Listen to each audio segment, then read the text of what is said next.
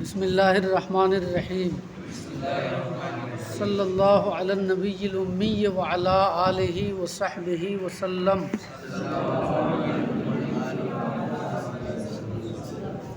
بدو گفت سالار بیت الحرام کہ اے حامل وحی برتر خرام۔ بیت الحرام کے سردار نے ان سے کہا، بیت الحرام کے سردار سے مراد حضور صلی اللہ علیہ وسلم ہے نا۔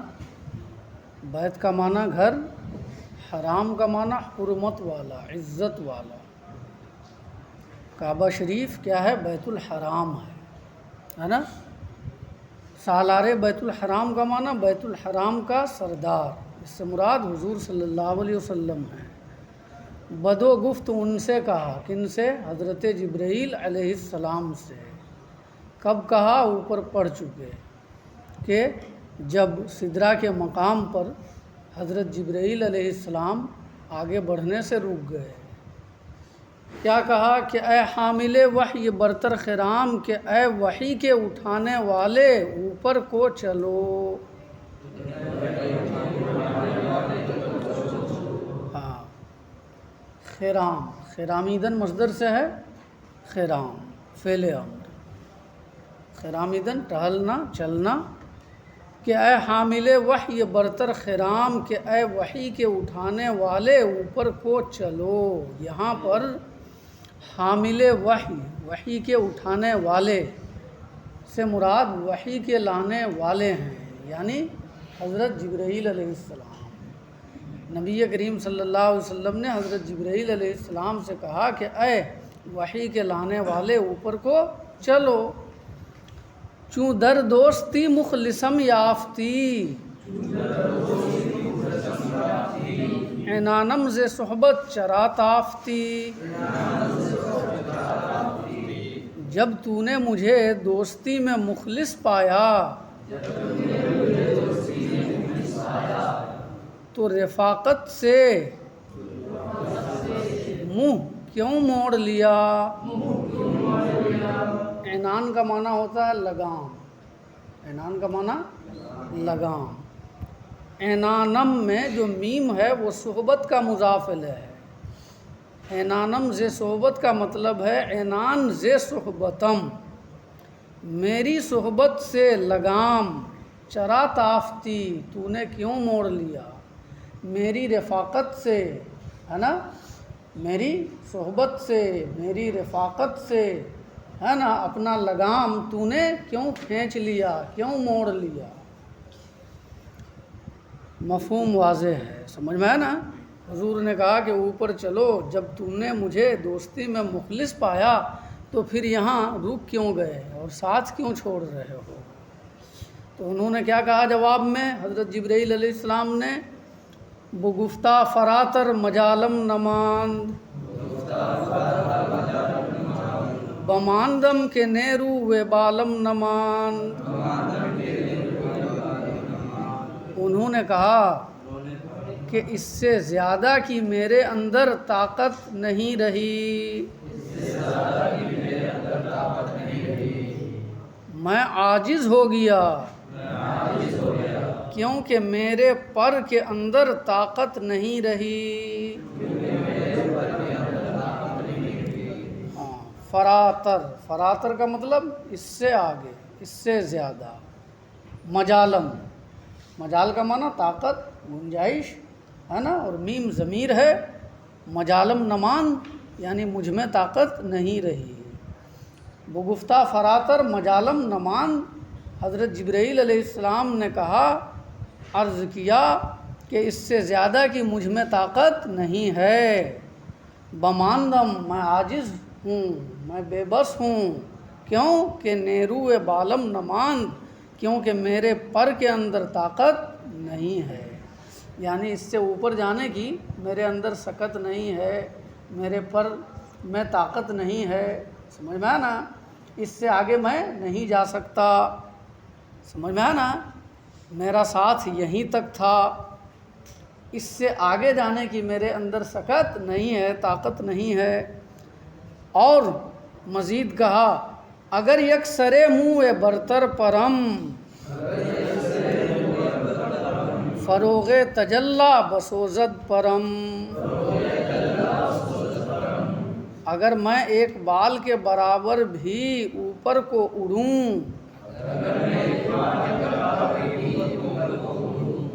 تو تجلی کی تابش میرے پر کو جلا دے گی۔ مزید کہا کہ یا رسول اللہ اس سے آگے اگر میں آپ کے ساتھ جاؤں گا، سمجھ میں آنا، تو تجلی الہی کی تابشوں سے میرے پر جل کر خاکستر ہو جائیں گے۔ سمجھ میں آنا، یعنی اس سے آگے تجلیات الہیہ، سمجھ میں آنا، کی برسات ہوتی ہے، اور ان تجلیات کی تابشوں کو مجھ میں برداشت کرنے کی طاقت و قوت نہیں ہے۔ سمجھ میں آنا، یعنی اس سے آپ ہی آگے جا سکتے ہیں، میں نہیں جا سکتا۔ پہلے مصرے میں بھی ہے پرم اور دوسرے مصرے میں بھی ہے پرم، ہے نا۔ پہلے مصرے میں جو پرم ہے وہ پریدن مصدر سے ہے، پریدن مصدر سے فعل ہے، فعل ہے نا، فعل مضارع واحد متکلم کا صیغہ، پرم میں اڑوں۔ اور دوسرے مصرے میں جو پرم ہے اس میں پر الگ ہے اور میم الگ ہے، پر کیا ہے، مضاف ہے، اور میم مضاف الیہ ہے۔ تو پہلے مصرے میں پرم یہ فعل فاعل ہے، اور دوسرے مصرے میں جو پرم ہے وہ کیا ہے، مضاف مضاف الیہ ہے۔ سمجھ میں آنا، ترجمہ سمجھ گئے؟ یہاں کیا ہے، فروغ تجلی، فروغ تجلی عربی میں لفظ ہے تجلی، اسی کے معنی میں ہے یہ تجلی۔ سمجھ میں آنا، فارسی والے تجلی بولتے ہیں، عربی کے لفظ تجلی کو تجلی بولتے ہیں، ان کے ہاں تلفظ کیا ہے، تجلی ہے۔ سمجھ میں آنا، اگر تم یہاں تجلی بھی پڑھ لو تو بھی صحیح ہے، فروغ تجلی بسوزد پرم، اگر یک سرے منہ برتر پرم فروغ تجلی بسوزد پرم، مگر چونکہ یہاں پہ تجلی لکھ دیا ہے اعراب کے ساتھ، اس لیے یہ تعویل کر رہا ہوں کہ فارسی زبان میں، سمجھ میں آنا، تجلی کو تجلی بھی بولتے ہیں، سمجھ میں آنا، تو اس اعتبار سے تجلی بولنا صحیح ہے۔ موشی نے بھی یہی بات کہی ہے کہ جیسے لفظ عربی میں تمنی ہے، لیکن ہم اور آپ کیا بولتے ہیں، تمنا، تمنی کو اہل فارس تمنا کہتے ہیں، ایسے ہی تجلی کو ان کے ہاں تجلی بولتے ہیں، تو اس اعتبار سے فروغ تجلی پڑھا جائے، سمجھ میں آنا۔ لیکن اگر آپ تجلی بھی پڑھیں تو اس کو غلط نہیں کہا جا سکتا، اس لیے کہ اصل لفظ تو تجلی ہی ہے، سمجھ میں آنا۔ اور فارسی والوں کے ہاں تجلی بولا جاتا ہے یا نہیں بولا جاتا ہے، یہ تو وہاں جانے کے بعد ان کی زبان سے سننے کے بعد ہی پتہ چلے گا، یہ تو ہمیں احتمالاً کہہ رہے ہیں، نہیں سمجھے، اور اس کی مثال تمنی اور تمنا سے پیش کر رہے ہیں، نہیں سمجھے۔ صلی اللہ علی النبی الامی وعلی آلہ وصحبہ وسلم، نماند بعثیاں کسے در گرو کہ دارت چنی سید پیش رو۔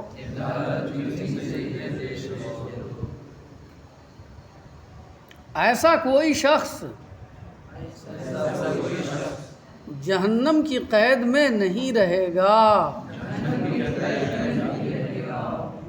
گناہ کے سبب، ایسا کوئی شخص گناہ کے سبب جہنم کی قید میں نہیں رہے گا۔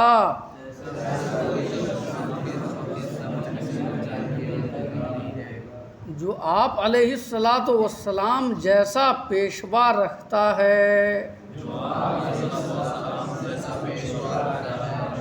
جو نبی کریم صلی اللہ علیہ وسلم جیسا پیشوا رکھتا ہے، آقا رکھتا ہے، ایسا کوئی شخص محض گناہ کی وجہ سے جہنم کی قید میں نہیں رہے گا۔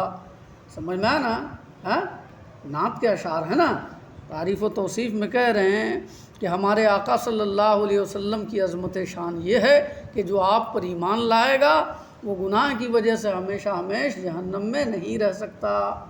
سمجھ میں آنا؟ بخشا جائے گا، ایک نہ ایک دن ضرور بخشا جائے گا، ہے کہ نہیں؟ ہاں، ارے مومن کا یہی حکم ہے نا، اللہ اور اللہ کے رسول پر ایمان لانے والے کا یہی حکم ہے نا، ہاں، کہ وہ جنت میں جائے گا ہی۔ سمجھ میں آنا؟ گنہگار بھی ہوگا تب بھی وہ جنت میں جائے گا۔ ہاں، اب یہ اللہ رب العزت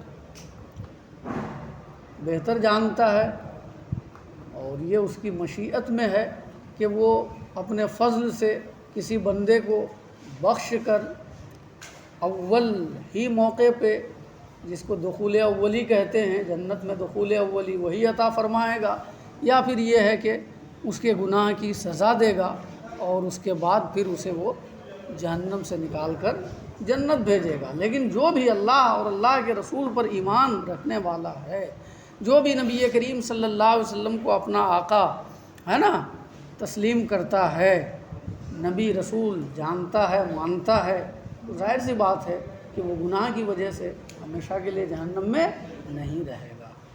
شعر: نماند بعصیاں کسے در گرو، کہ دارد چنی سید پیش رو۔ ایسا کوئی شخص جہنم کی قید میں گناہ کی وجہ سے نہیں رہے گا جو اس طرح کا آقا اور پیش رو سردار رکھتا ہے۔ سمجھ میں آئی بات؟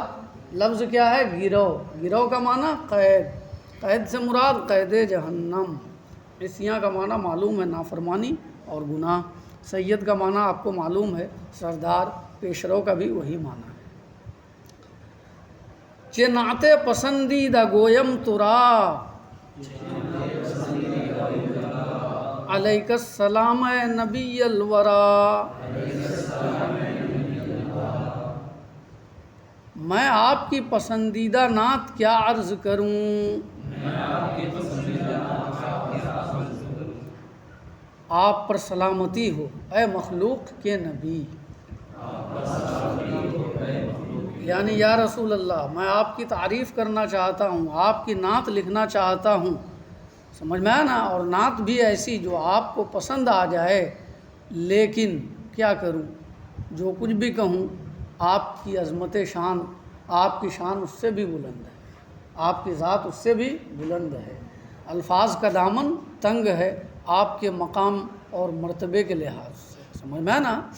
آپ کی عظمت شان کے لحاظ سے ہمارے پاس الفاظ نہیں ہیں، لہٰذا المختصر اس پر بس کرتا ہوں کہ یا رسول اللہ آپ پر، آپ کے اصحاب پر، آپ کے اہل بیت پر درود و سلام نازل ہو، اللہ کی رحمت نازل ہو۔